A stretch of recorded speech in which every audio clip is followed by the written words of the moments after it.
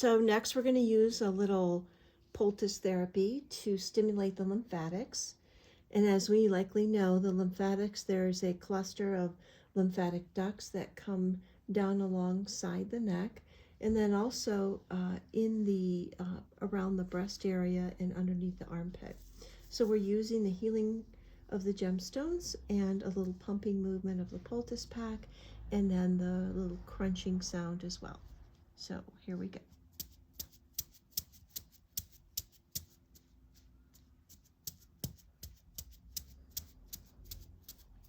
Moving up and down where all of those lymphatics are, especially for women. They tend to get congested here around the breast tissue, so this is a beautiful therapy. And then we can do that little crunching sound so they get that experience of the stones inside the poultice pack, and then just down to the elbow, and then